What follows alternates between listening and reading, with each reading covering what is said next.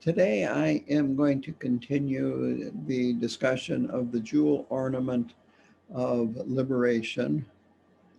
The edition that I am following is the one which has commentary by Trangu Rinpoche.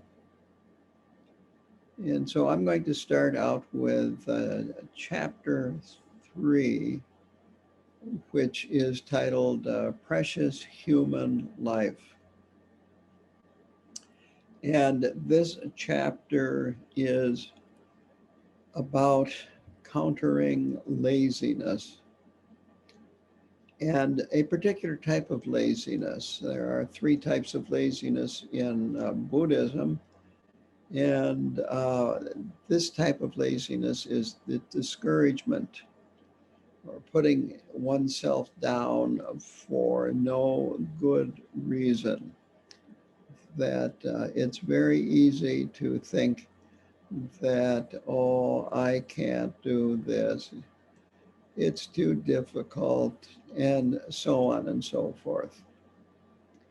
And so this is intended to be the remedy for that. The points in this chapter are identical to the first of the four ordinary foundations that you come into contact with when you begin doing your Nundro practice. And so this contemplation is that we have the basis, which is Buddha nature, and we have the best possible condition to attain enlightenment. And we have a human body, which is considered precious. And so the question is, if this is the case, how come we're not already enlightened? And the answer is that we have never been in as good a position as we are now.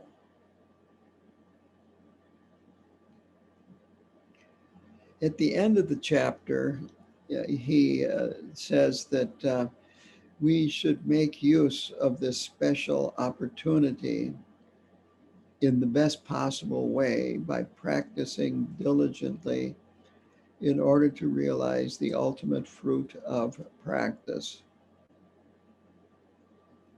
So to kind of put what I have said already together, this contemplation is used to encourage us to do whatever practice it is that we are presently doing, to do our best to avoid laziness, avoid distraction, to really use this tremendous opportunity that we have. You could say this opportunity, this precious human body, is too special, too valuable to squander by engaging in distraction and doing things that are not nearly as important. So there are in this text, he talks about there being 2 points about the physical aspect of this precious human body that we have. And they are the 8 freedoms and the 10 endowments. Freedom here means freedom from obstacles to practice. It means opportunity to practice, and as a result, opportunity to attain the goal, to travel the path and to attain the goal. So there are 8 freedoms, and the first 3 are that we are free of the three lower realms, that we are free of the hell realm, where the suffering is so intense that there is no relief from the suffering that allows one time to practice the Dharma or be interested in the Dharma. You're just plain in too much pain. And then there is the hungry ghost realm. And again, there is just too much pain there to really practice the Dharma effectively. The third lower realm is the animal realm. And again, the problem with the animal realm is that it is too much suffering, not much free time, and ignorance is or indifference, that might be a better description, is the state of mind that is characteristic of the animal realm. And so you are in the animal realm usually indifferent to the practice of the Dharma. You don't care. And again, there is a lot of suffering in the animal realm. And then there are the two God realms. This is they're considered one in this list. This is the fourth freedom, is not being born in a God realm. And the obstacle in the God realm is that you are experiencing too much pleasure and get totally attached to the pleasure, and you do not have any desire to practice the Dharma either in that realm. The next in this list of 8 is that you are born, or in this case, not born in a land of barbarians. This would be a land where there is no Dharma, therefore there is no chance of coming in contact with the Dharma. The next one is that you have not been born in a land where no Buddha has appeared. And we're free of that because the Buddha was born in this land 2,600 years ago in India. And then finally, the last obstacle that we are free of is being mentally handicapped in some way or another. It may be developmentally handicapped, or it just may be extreme confusion. But that is how this is interpreted. And so we are free of these 8 obstacles to practice, 8 obstacles to the opportunity to travel the path and attain enlightenment. And it's good to understand this and realize, especially when we are feeling down, feeling depressed, feeling lazy, and I don't want to practice, is to realize how fortunate our present situation is, in spite of all the difficulties that can arise in our lives. And then the next list are the 10 endowments. And this is divided into 2 groups. The first group is the 5 endowments that come from within. And the first one is we have a human birth. And that secondly, we're born in a place where there are authentic teachings available, and these teachings are actually being practiced. The next is that our faculties, our sense faculties, are complete, and that our mind works, our mental faculty. The next one is that we are free of wrong livelihood, or mistaken ways of living. And so wrong livelihood, of course, would be things like being a butcher, producing weapons of mass destruction, and so forth. And mistaken ways of living are just living in a very, very negative way, where you're just totally wrapped up in me, and don't give a darn about anybody else. And the last one is that you are interested in the truth, knowing the truth, and interested in the Dharma and explanations of the Dharma. So these again come from within. The 5 endowments that come from others are that the Buddha appeared in this world. That's one. Number 2 is that he actually gave teachings. The third is that these teachings are present today in the world and readily available, and that we have the opportunity to follow the path,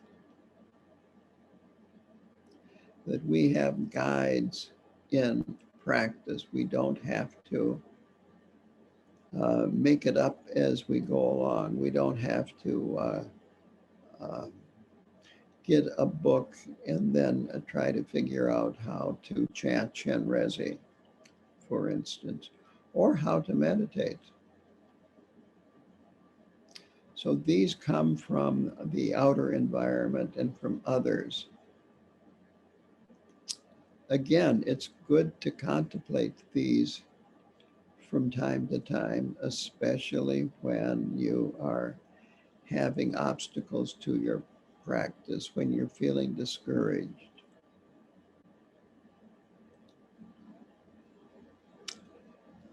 And so then the chapter goes into an examination that shows how precious this life of ours is. So the example is that it's like a jewel. It's life with these 8 freedoms and 10 endowments are like a jewel, or is like a jewel. Which jewels, of course, by definition, are precious and valuable, worth a lot of money. But this precious human life is even more valuable than money because it leads to liberation. That money or a jewel can only bring temporary happiness. And in our present human body with all these freedoms and endowments, we can actually cut the root of suffering and totally escape from suffering.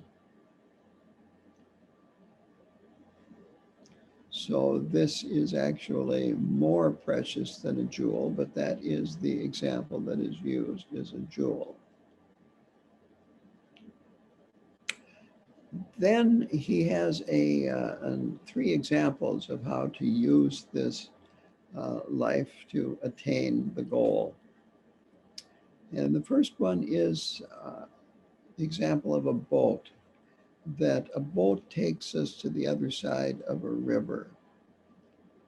And we want to get to the other side of the river, this river of pain and suffering, this river of samsara. We want to get to the other side, and it is in this precious human birth that we have this opportunity to reach the other side of the river and transcend suffering entirely. The next example of how to use this life, so let's go back to that we use this life much like a boat is used to get the other side of the river. I just want to make that clear. So the next example is that that of a horse, that a horse will quickly, and he uses the word effortlessly, uh, take us to where we want to go. And that this precious human body of ours will quickly and perhaps effortlessly take us to liberation. I'm going to do a little editorial commentary here, and that is, first of all, I have ridden horses before, and on a long ride, it becomes work. It's not the same as being behind the wheel of a car, one of these modern cars with all their bells and whistles and lane divergent notifications, and let you know when it's time to refill the gas tank and when to give it an oil change, and on and on and on. Riding a horse can be tiring, but it certainly beats walking. And so when he's talking about the Dharma and using our precious human body to quickly and effortlessly take us to liberation, it also requires some effort, and that effort is practice. It might be doing prostrations, it might be chanting prayers at home in your room that you practice in. It might be doing a Nyungne here and other places, and so on and so forth. But compared to what it is like in samsara, it may seem almost effortlessly.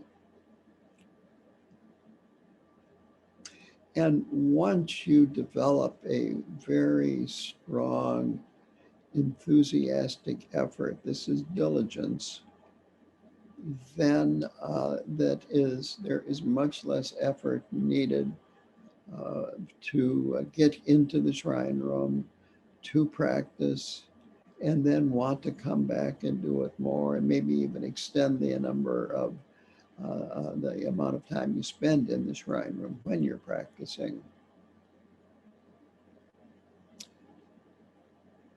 The third example is a servant that does what you want.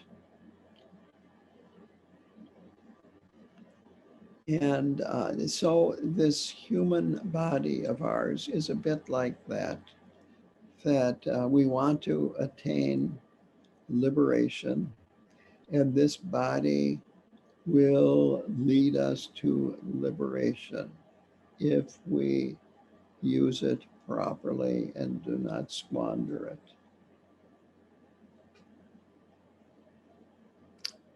He then talks about about faith.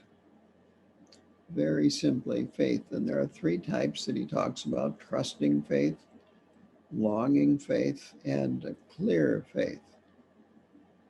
It starts with trusting faith. This is you might say, the entry level faith. And this is having a conviction in the teachings, perhaps the teacher, and it has an aspect of confidence, conviction, uh, actually believing that the path leads to liberation. Then there is longing faith, and this is this aspiration or longing or desire or strong interest. And this keeps us focused on Dharma, on the path, on practice. It keeps us active as opposed to passive. It keeps us from giving up.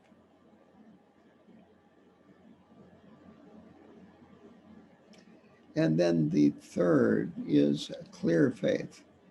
And this is a faith that appreciates the path, that is aware of the qualities of the goal. This comes from both contact with these great teachers as well as direct experience from your own practice.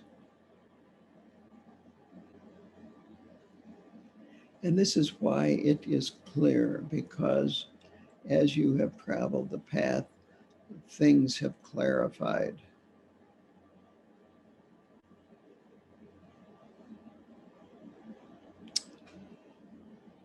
Now, there are impediments to faith.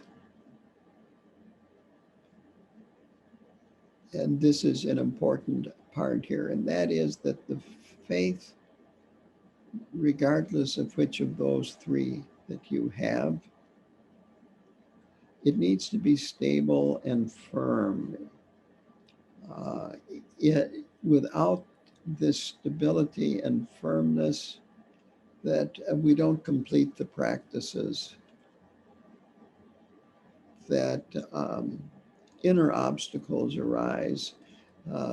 We have a klesha attack, so to speak, that a strong emotion arises and we get upset and off the mark and go in negative directions.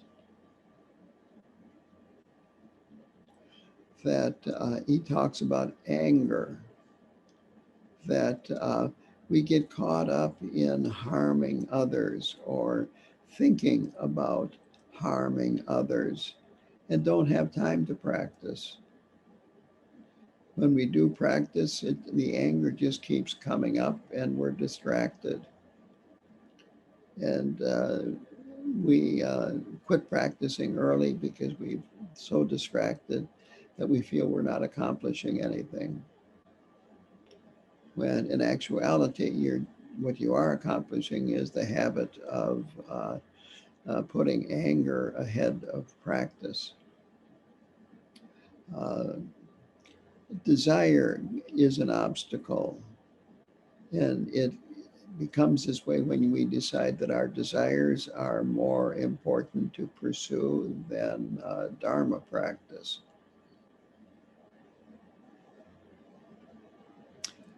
Ignorance as an obstacle is when we decide it's a mistake to pursue Dharma and you drop it. And fear is when you are afraid that someone's going to punish you because you are a Buddhist. That can be a big obstacle to practice. I know it's easy in this country to even be afraid to talk with other people about your Buddhist practice and Buddhism and your faith in the Buddha Dharma. And we need to go beyond fear and not let this kind of uh, thing keep us from practicing. And of course,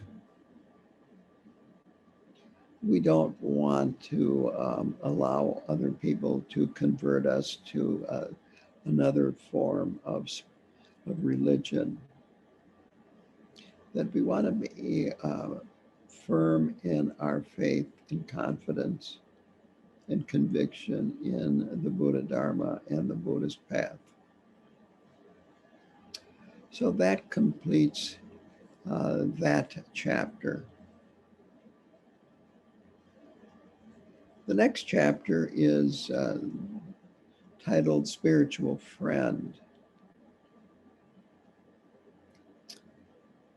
And this just is a natural segue into the next topic, that we have the foundation, which is Buddha nature. We have precious human birth. And now what we need to add to that is the guidance of a spiritual friend. A translation of the Tibetan word for spiritual friend is a friend in goodness. And so this friend in goodness is a guide that leads us to the path.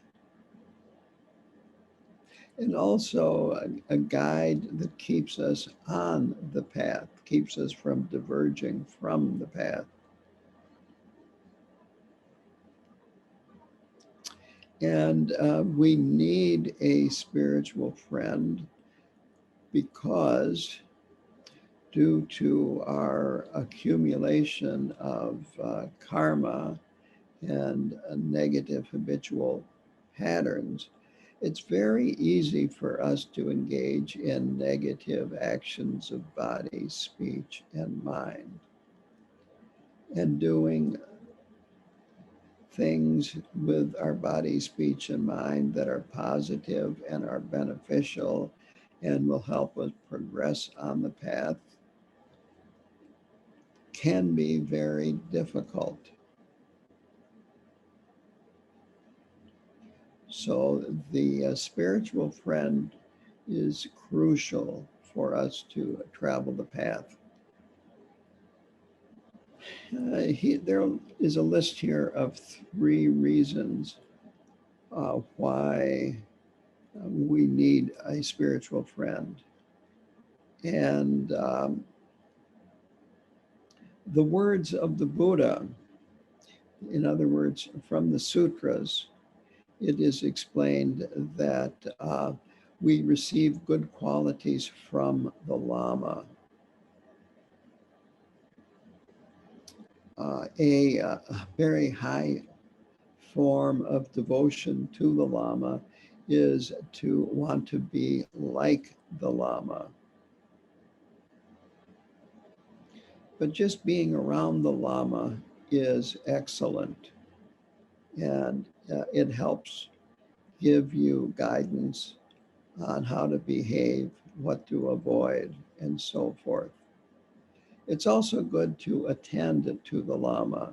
So when we have Lama visits here, uh, it's good to have members of the center attend to the needs of the Lama, whether it be cooking and so forth. All of this is good.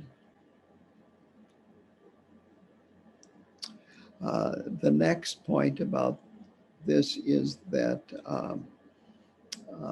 there's explanation and logic, that we need someone to explain what to do. Again, behaving well, behaving virtuously does not come naturally to most people, and certainly not all the time.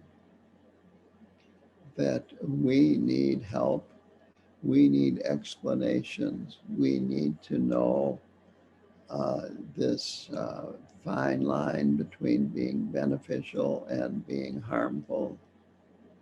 And of course, it's a constantly changing fine line that what is appropriate with one person in one situation is not necessarily appropriate in another situation. So we need this personal contact. So there are examples of how the spiritual friend um, works in terms of our relationship.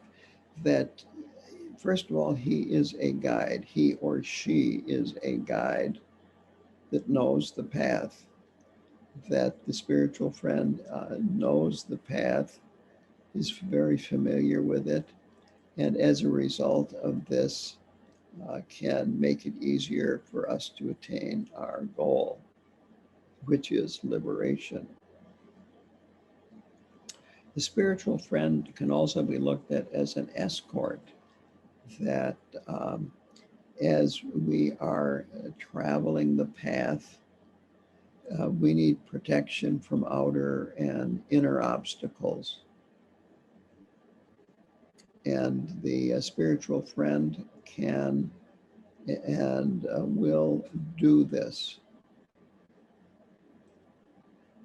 There are what are called inner robbers, and these are thoughts of attachment, desire, and indifference. And the spiritual friend can help us to work with these inner robbers. Outer robbers are related to other beings outside of us.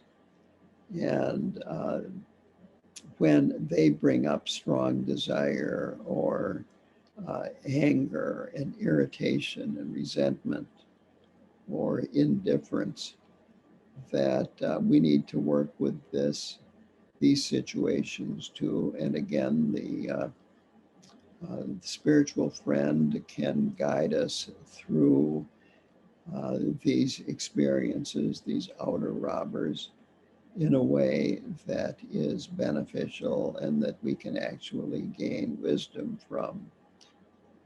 The third is he is like a boat, or she is like a boat, that when we're crossing the river of samsara, we can get distracted by samsara very easily. You could say seduced by samsara. There's much of it that appears on the surface to be very desirable. And the spiritual friend can help keep us from getting seduced by samsara. He then classifies, and when I say he, is Gampopa, who is the original author of this book. So this comes from Gampopa.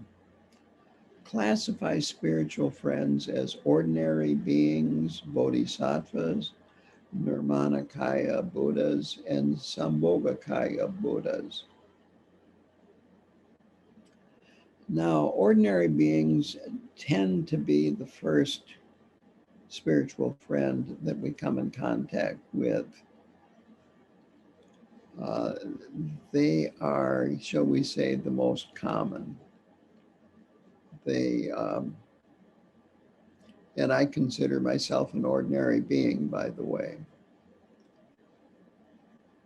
But as we go deeper into practice, we come in contact with actual bodhisattvas, like Trangu Rinpoche, Khenpo Karthar Rinpoche, Karmapa, and other beings like that. Beings, the difference between an ordinary being and a bodhisattva is that a bodhisattva has experienced directly emptiness. An ordinary being at best will have read a lot about emptiness and have an intellectual understanding of what they have read, but do not have the actual direct experience of emptiness. And emptiness transcends words and concepts. And so Just having knowledge of the teachings on emptiness is totally different from the actual experience. So we have all met bodhisattvas, if we have met Khenpo Karthar Rinpoche or Gyalwang Karmapa, Trangu Rinpoche, and so forth. The Nirmanakaya is the actual Buddha, the physical body of the Buddha. And since the actual Buddha lived over 2,500 years ago, we have not been able to contact directly him. But the Sambhogakaya is a body of light. And a lot of the deities that we practice are Sambhogakaya deities. And to a very highly realized being, they don't visualize these Sambhogakaya deities so much as the Sambhogakaya deities appear to them effortlessly and give them teachings. So very, very highly realized beings can receive teachings from these Sambhogakaya beings. Now, the characteristics of a spiritual friend are, first of all, the quality of the knowledge, their knowledge of the path and how to travel it. Since they have traveled the path, if not to its entire end and become fully realized, at least they have traveled a significant amount of it. And then the other aspect is, that's knowledge. The other aspect is reliability. And what this means is that they are able to teach accurately from their own experience, not just what they have read or heard. And finally, in this chapter, there is a part on how to relate to spiritual friends. And it is to, have respect, to treat them as special, treat them well. The second is veneration, that follow their advice and their instructions. Treat them as not only special, but very special. Venerate has this aspect of being above us, and devotion.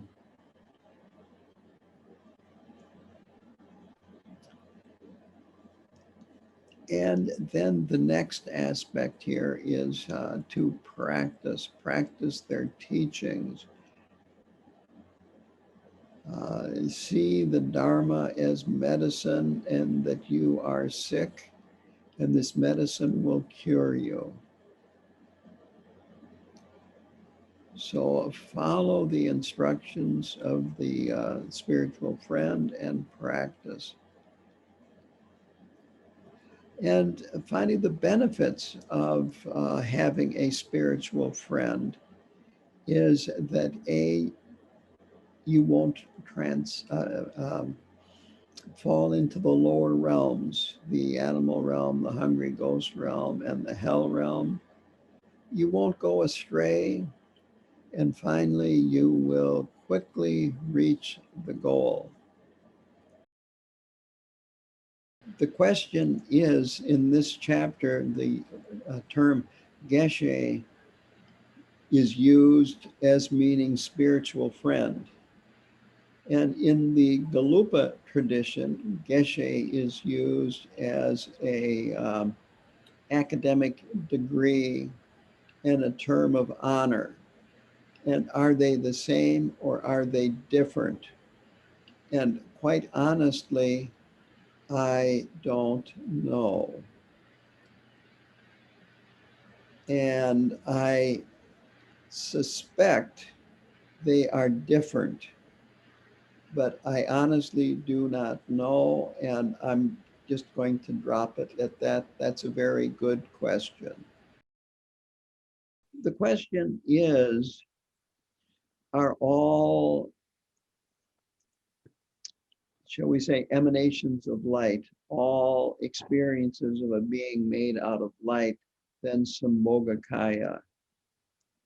And the answer is, of course, there are many different kinds of ordinary beings in the universe, and they are not Sambhogakaya. They're just beings in the six realms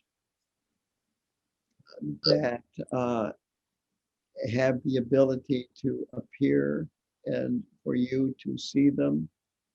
Uh, some might have good intentions, some might have bad intentions, some might not even have the intention to benefit or harm you, but they have appeared and you have seen them. But this is very different from a Sambhogakaya Buddha, which is a fully realized and enlightened being that is there totally for your benefit. Yeah, so the question was that my understanding is that when a Sambhogakaya deity actually shows up, it is a result of the deity that an advanced practitioner is practicing. And when that happens, it is said that you have realized that deity. And so this is correct. Now, the other part of this question was then, is it possible for another Sambhogakaya deity to appear even though you've not been practicing that deity? And I will say that it is possible for a great practitioner for that to happen. But for us ordinary beings, it's highly unlikely.